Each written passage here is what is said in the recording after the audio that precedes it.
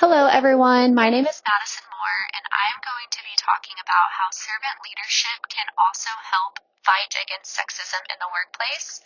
Servant leadership, just like transformational leadership, has the ability, if done effectively, to eliminate and combat against the horrible social issue that sexism is. Like my peer mentioned in the previous slide, transformational leadership is a leadership theory. Servant leadership is also a certain leadership theory or leadership style. To be a servant leader, one would be described as someone who listens well, has empathy, awareness, persuasion, stewardship, commitment to the growth of people, and community building. The last two traits, in my personal opinion, are the most important because it is exactly what a servant leader embodies. Servant leaders have a huge commitment to the growth of people beyond just themselves, and this fosters a community and sense of team within the company or organization that they are a part of. Servant leaders want to see those around them rise, and this is essentially the key to combating sexism in the workplace.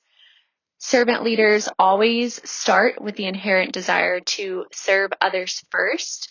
And this really just means that servant leaders are prioritizing the needs of their followers and ensuring that those needs are met. Something that I want to emphasize when it comes to servant leadership is the fact that servant leadership is strictly based off of actionable acts of service. And I think this is important to note because traditional leadership styles usually focus on the thriving status of their company or organization, whereas servant leaders and servant leadership focuses more on the people within the organization, the morals, values, and goals of those people and how they are feeling within their workplace. Servant leadership carries a goal to serve, again, actionably serve, based on those morals, values, and goals. And this creates a sense of trust between the leader and the follower. A good service leader will actually adopt the problems of their followers and then align them with their own values and make them something that they are passionate about themselves.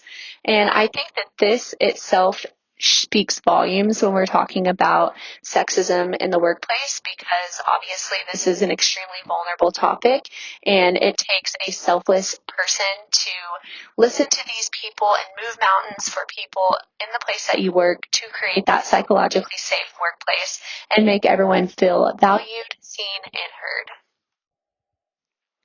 Because servant leadership does carry this goal to serve, and servant leaders actively vouch for their followers through actionable acts of service, it is a perfect leadership style for implementing change and fighting against sexism in the workplace. I think it is important to note that in order to create change as a leader, you must first gain trust from your followers, especially when fighting such a vulnerable topic. Sexism in the workplace is extremely uncomfortable, and a good servant leader will listen to your experiences of sexism without defensiveness and also help hold people accountable for sexist behaviors, even if that does mean they are high performers.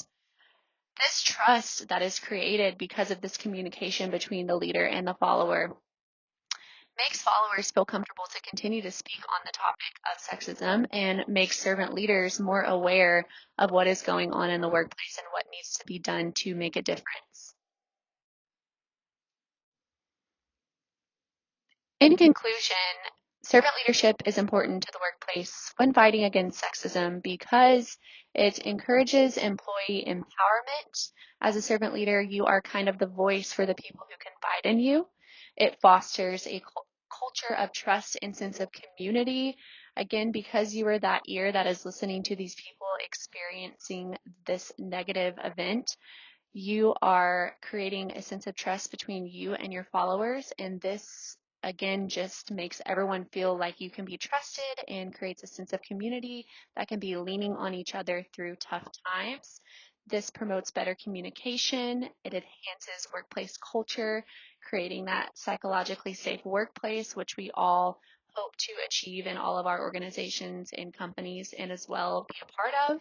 And it improves overall performance because when people are happy and feeling valued, seen, and heard at the workplace, no matter your gender, you are going to have an excel in success at your workplace performance.